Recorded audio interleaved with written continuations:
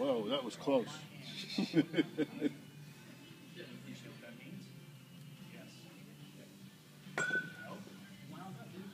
Now, let me ask you something. There's some good and some bad going on right here.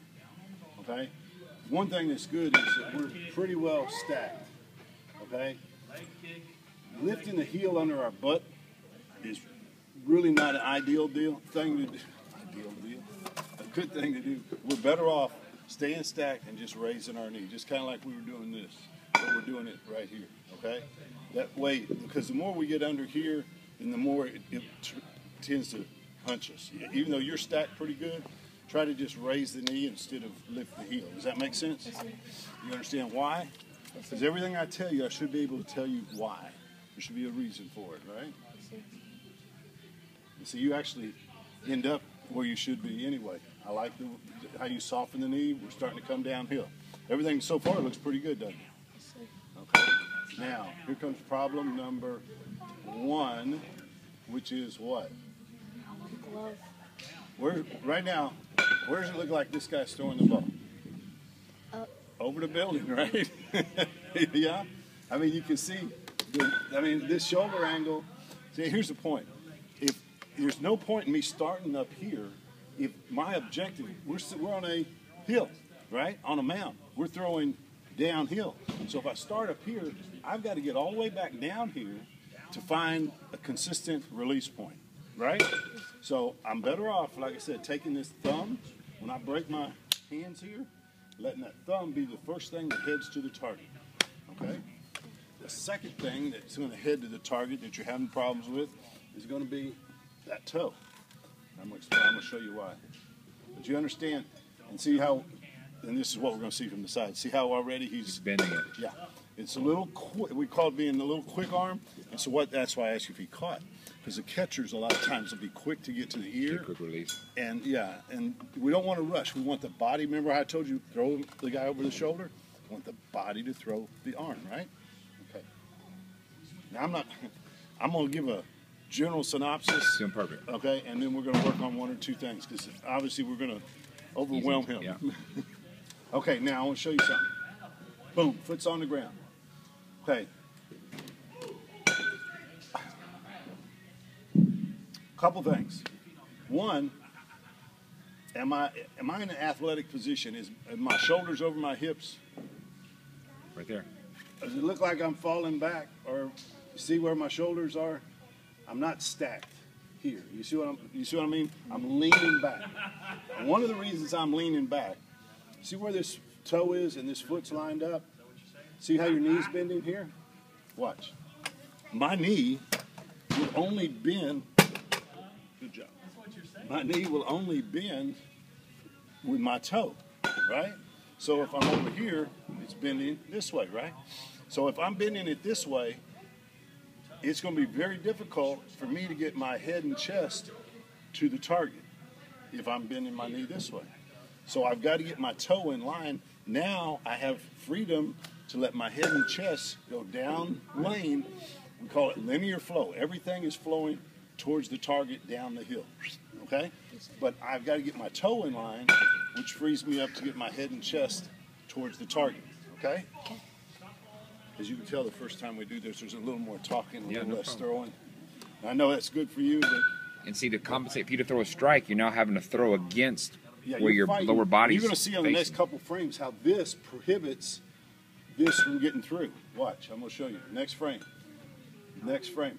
Now, you can almost see your hip is trying to fight against this. It's almost like there's a wedge in there. And you see we're not square here, we're at an angle because we're trying to get around that front leg. Right there, where does it look like that guy's throwing the ball? High.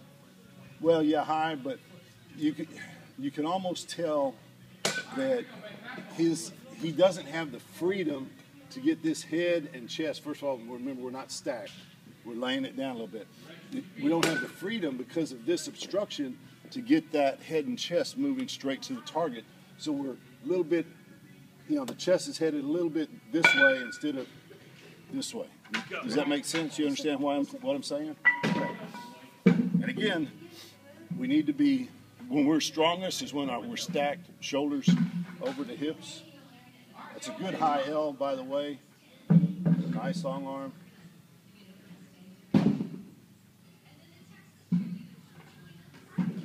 Pretty good follow through. Okay. And you can even see there. See how you're having to step over that?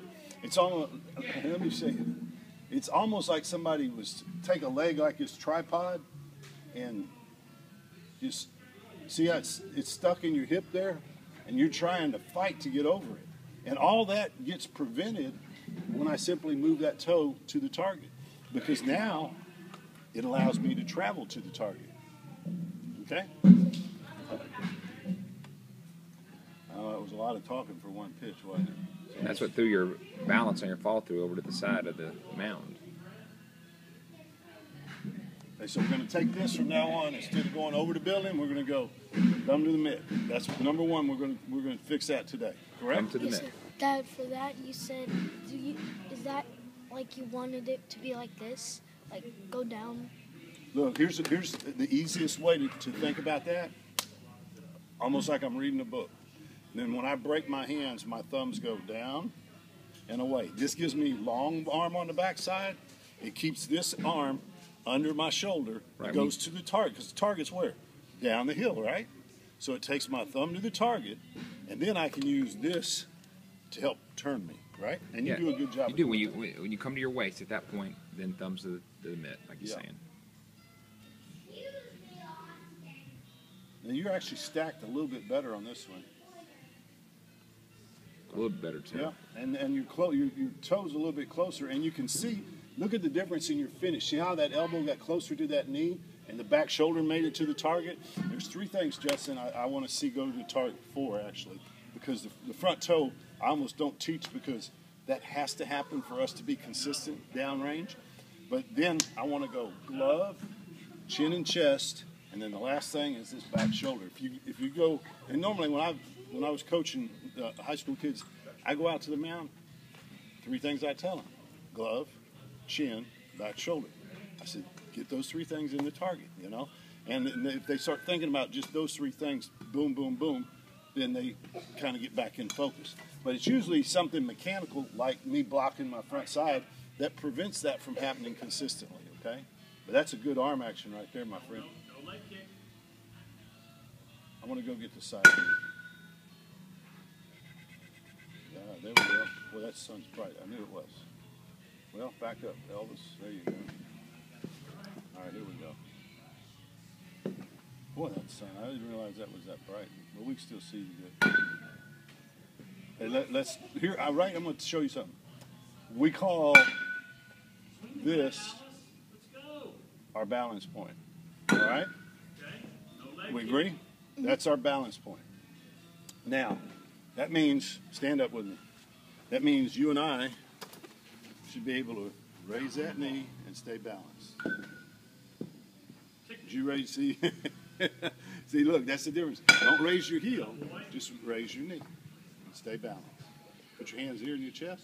Are you ready for it? Okay. Now, the reason why I point that out, sit down, is from there, we have to start from the same starting position. We have to be consistent, all right?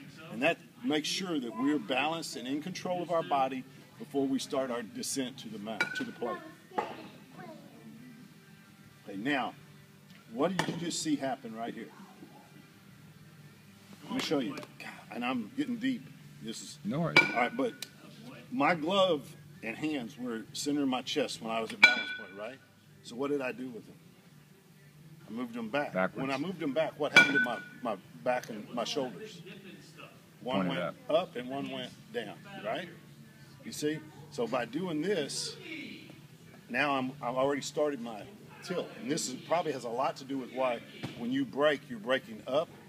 If we stay center mass and let them break down, that'll prevent us having to fight getting over that hill. Do you understand what I'm saying? Does that make sense? Okay. See, our shoulders already. See, we preset that thing by moving the glove back. Look how tilted it is. We're working uphill already. Before we even start, we're working uphill. Hey, you gotta go that way. And actually, his arm's longer than I thought. Stay long for me one more frame. That's not bad. That's not bad. Now, when I talk about the biggest fault of pitchers is rushing, that means they're too quick to bring this in and too quick to bring this in, okay? Right before you hit, you should still be extended, all right? So we could probably stay longer, just about 1/2 click, and then, right, then we got a nice L shape here. But again, you can tell, Justin, that we're still working uphill here. And why is that? It started with our Glove separation. with our glove separation, and ended up with us shooting our takeaway being up here, right? Okay. There you go with that leaning. You see where you're leaning the other direction? That